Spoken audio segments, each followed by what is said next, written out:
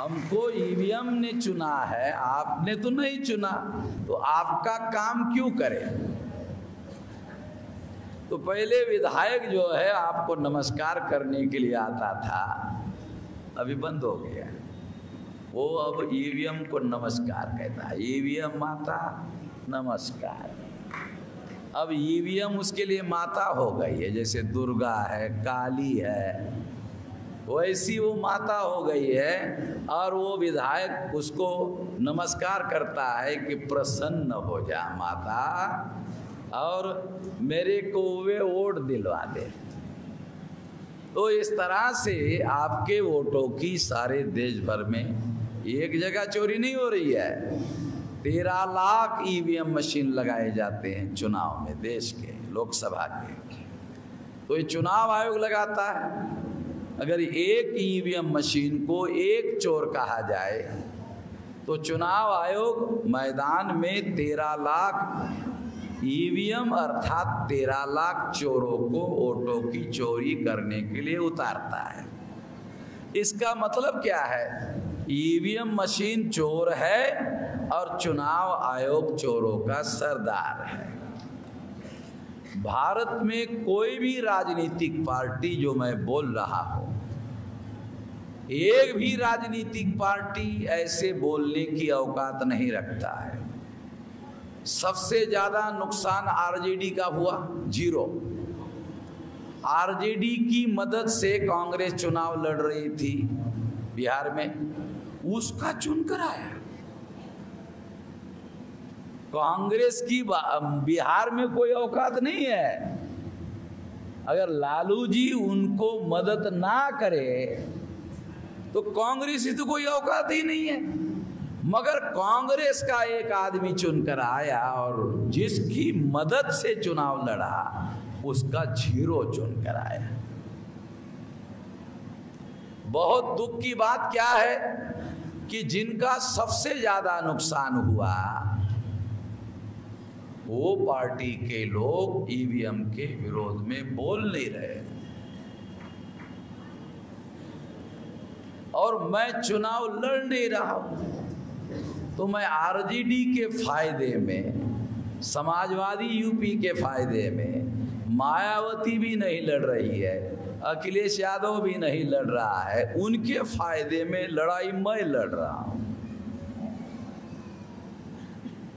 तो इसलिए EVM machine चोर है और चुनाव आयोग चोरों का सरदार है। जब मैं ऐसा बयान देता हूं तो चुनाव आयोग को बुरा लगता है। तो मैंने उनको कहा, सैयद सूजा जिसने लंदन में प्रेस कॉन्फ्रेंस लिया था, तो आपने चुनाव आयोग में दिल्ली में एफआईआर दाखिल किया। तो चुनाव आयोग को मेरा कहना है, अबे मैं चुनाव आयोग, मैं भभुआ में हूँ, भारत छोड़ के लंदन में नहीं हूँ, भभुआ में हूँ। और भभुआ जो है ये मुगल सराय या चंदौली से लगा सटा हुआ है, या सासाराम के और चंदौली के बीच में है। मैं तो भारत में ही हूँ, तो तुम मेरे खिलाफ एफआईआर क्यों नहीं कर रहे हो? वो लंदन में प्रेस कॉन्फ्रेंस लिया, दिल्ली में एफआईआर करते हो, तो मैं तो इधर ही हूं, मेरे खिलाफ एफआईआर क्यों नहीं कर रहे हो? मेरे खिलाफ एफआईआर नहीं कर रहा क्यों? मेरी केस सुप्रीम कोर्ट में पेंडिंग है और मेरे एक भी सवाल का चुनाव आयोग ने जवाब नहीं दिया। कौन से मुंह से एफआईआर करेगा? मतलब मेरे सवालों का जवाब ही नहीं है चुनाव आयोग के पास। जब चुनाव आयोग के पास मेरे सवालों का जवाब नहीं है और सुप्रीम कोर्ट में कोई जवाब दाखिल नहीं कर रहा है, तो वो मेरे खिलाफ क्या एफआईआर कर लेगा? वो एफआईआर नहीं कर सकता। जो एफआईआर करेगा तो मैं बोलूँगा ये सवालों का जवाब दो, उधर ही नहीं दे रहा, साला इधर कहाँ से एफआईआर करेगा? इसलिए मैं कहता हूँ ईवीएम चोर है और चुनाव आयोग चोरों का सरदार है। तो इसलिए ये उदाहरण से भी सिद्ध होता है कि चुनाव आयोग खुद इस घोटाले में शामिल है। अभी ये जो सबूत मेरे पास आया है, इससे डॉक्यूमेंट्री एविडेंस से प्रूव होता है कि चुनाव आयोग ने पेपर ट्रेल मशीन को इस तरीके से लगाया बीच में, और बीच में लगाने का काम उन्होंने किया, चुनाव आयोग ने। लगाने के बाद में चुनाव आयोग ने लगाया और एक सॉफ्टवेयर, मालवेयर नाम का सॉफ्टवेयर लगाया। वो मालवेयर ईवीएम मशीन को ये संकेत देता है कि राम नारायण को वोटर्स ने वोट दिया, मगर राम प्रसाद के नाम पर जमा करना है। तो राम प्रसाद के नाम पर जमा हो जाता है, क्योंकि ये टेक्नोलॉजी है ना। टेक्नोलॉजी से जो 2, 4, 5, 10 आदमी मशीन नहीं उठा सकते, बटन दबाओ मशीन ऐसे उठ जाती। टेक्नोलॉजी हजारों टन की। तो इसलिए टेक्नोलॉजी में कुछ भी हो सकता है। आप लोगों ने जेसीबी मशीन देखा होगा। जेसीबी मशीन तो इतना बड़ा पेड़ है, वो अंदर जाकर ऐसे उखाड़ देता है। इतना बड़ा पेड़ रहेगा तो भी उखाड़ के दे देता है। तो टेक्नोलॉजी की बात है। तो इसलिए इस उदाहरण से सिद्ध होता है कि ईवीएम वोटों की चोरी करती है, ईमानदारी से चुनाव नहीं करवा सकती है। और सुप्रीम कोर्ट ने भी ये बात कही 8 अक्टूबर 2013 को। सुप्रीम कोर्ट ने अपने जजमेंट में लिखा, केवल ईवीएम मशीन के द्वारा फ्री, फेयर एंड ट्रांसपेरेंट चुनाव नहीं हो सकता। फ्री का मतलब है स्वतंत्र चुनाव नहीं हो सकता, फेयर का मतलब है निष्पक्ष चुनाव नहीं हो सकता, ट्रांसपेरेंट का मतलब है पारदर्शी चुनाव नहीं हो सकता। ये बड़े बड़े शब्द हैं, आपको समझने के लिए दिक्कत होगी। एक शब्द बताता हूँ, सुप्रीम कोर्ट क्या कहना चाहती है। सुप्रीम कोर्ट कहना चाहती है कि ईवीएम ईमानदारी से चुनाव नहीं करवा सकती। तीनों शब्दों का एक शब्द, ईमानदारी से चुनाव नहीं करवा सकती, इसका मतलब है बेईमानी से जरूर चुनाव करवाए। तो इस बात को ध्यान में रखते हुए ईवीएम मशीन अगर ऐसा करती है तो लोकतंत्र में जो वोट का अधिकार है वो खत्म हो गया। तो जो लोकतंत्र निर्माण होगा वो झूठ मूठ का होगा, ईवीएम के आधार वाला, लोक के आधार में नहीं होगा। और जब वोट का अधिकार नहीं रहेगा, सच्चा विधायक नहीं चुनेगा, लोकतंत्र नहीं रहेगा, तो संविधान कैसे बचेगा? संविधान भी नहीं बच सकता। तो इसलिए इस संविधान को अगर बचाना है तो हम लोगों को ये आंदोलन करना होगा। 2014 में सुप्रीम कोर्ट ने निर्णय दिया कि 14 के चुनाव में घोटाला पकड़ने वाली पेपर ट्रेल मशीन लगाई जाए, मगर चुनाव आयोग ने नहीं लगाई तो 31% वोट बीजेपी को पड़े और 31% वोटों के आधार पर 283 सीटें जीती। जबकि पूर्व में ऐसा कोई उदाहरण उपलब्ध नहीं है कि 31% वोटों के आधार पर किसी राजनीतिक दल को 272 वोट नहीं मिले, साधारण बहुमत। मगर बीजेपी को साधारण बहुमत से 11 सीटें और ज़्यादा मिली। तो इससे सिद्ध हो गया कि पेपर ट्रेल मशीन ना लगाने से बीजेपी घोटाला करने में कामयाब हो गई। बीजेपी घोटाला करने में कामयाब हो गई। इससे भी बड़ी दुखद बात है, वो क्या है कि घोटाला हुआ, कांग्रेस को मालूम भी है, फिर भी कांग्रेस बोल नहीं रही है। कांग्रेस बोल नहीं रही है। कांग्रेस को मालूम है घोटाला किया। बिहार में कांग्रेस का एक कैंडिडेट चुनकर आया, वो घोटाले से आया, लालू जी की मदद से नहीं आया। लालू जी की मदद से आया होता तो फिर लालू जी की भी लोग चुनकर आते। वो घोटाले से चुनकर आया क्योंकि कांग्रेस और बीजेपी और कांग्रेस टाइप है, गठबंधन है, दोनों मिलके चोरी कर रहे हैं। 2004-2009 के लोकसभा में कांग्रेस ने घोटाला करके चुनाव जीता और 2014-2019 में बीजेपी ने घोटाला करके चुनाव जीता। कांग्रेस ने बीजेपी आरएसएस से समझौता किया कि 2 बार हमने घोटाला किया, 2 बार तुम घोटाला कर दो, मगर एक शर्त है कि हमारे घोटाले के बारे में तुम मत बोलना, तुम्हारे घोटाले के बारे में हम नहीं बोलेंगे।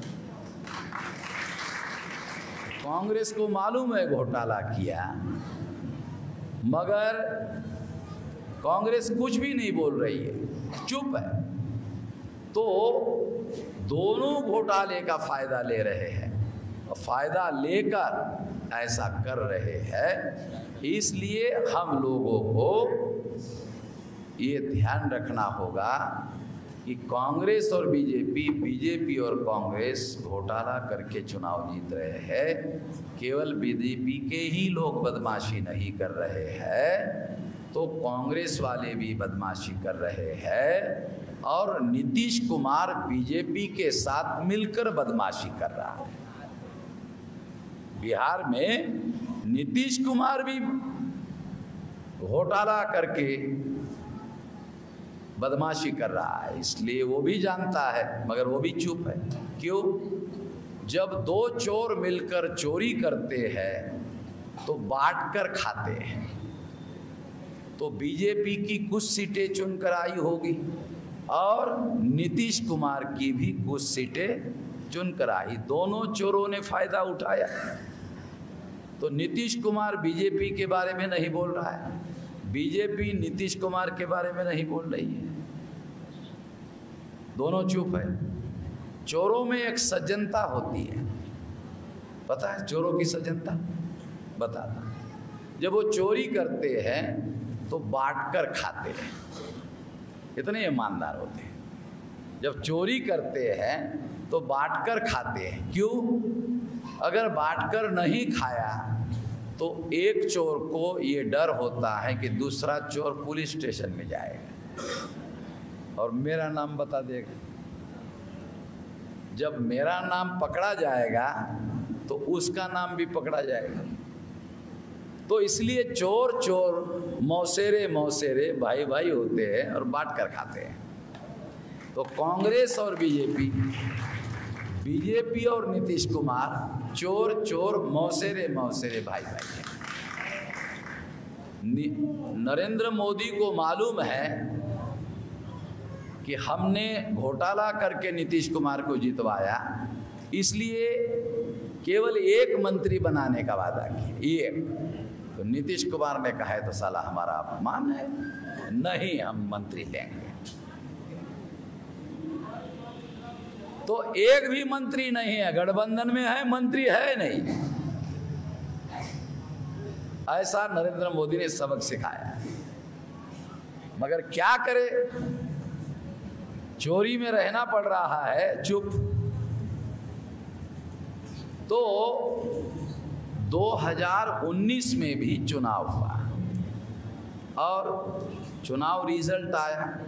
क्विंट के पत्रकारों ने विश्लेषण किया और विश्लेषण में बताया,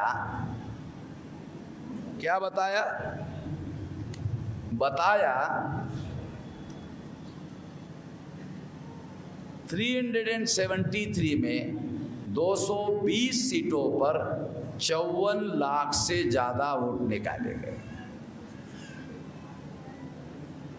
54 लाख से ज्यादा वोट निकाले गए। आपने 100 डाले, मशीन ने 120 निकाले और 153 जगह आपने 100 डाले, मशीन ने 80 निकाले। 20 कम निकाल। कम निकालना भी घोटाला है, ज़्यादा निकालना भी घोटाला है। तो 220 जगह बीजेपी ने घोटाला करके चुनाव जीता। बीजेपी के 303 चुनकर आए, उसमें 83 सीटें ही बीजेपी की ईमानदारी से चुनी हुई सीटें हैं। 220 सीटें घोटाले से चुनकर आए। और इसी को लेकर मैं अब सुप्रीम कोर्ट में इस महीने के अंत तक केस दायर कर रहा हूँ। और मेरा कहना होगा सुप्रीम कोर्ट को कि 220 सीटें रद्द करो, ये घोटाले की है। अगर 220 सीटें रद्द हो गई तो चुनाव रद्द हो जाएगा, तो सरकार ज़्यादा देर चलेगी ऐसा लगता नहीं है। मगर केवल मात्र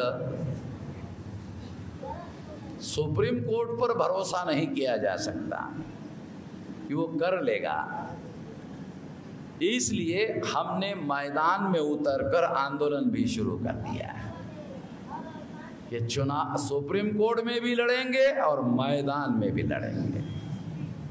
तो जब ये लड़ाई और सड़कों पर बड़े पैमाने पर जन आंदोलन में अनाउंस होगा, घोषित होगा, तो क्या इस आंदोलन में आप साथ सहयोग करोगे? जो करोगे हाथ खड़े करो। अच्छा, तो सभी लोग समर्थन कर रहे हैं। जब सभी कर रहे हैं तो इसका मतलब आंदोलन 50% सफल हो गया है।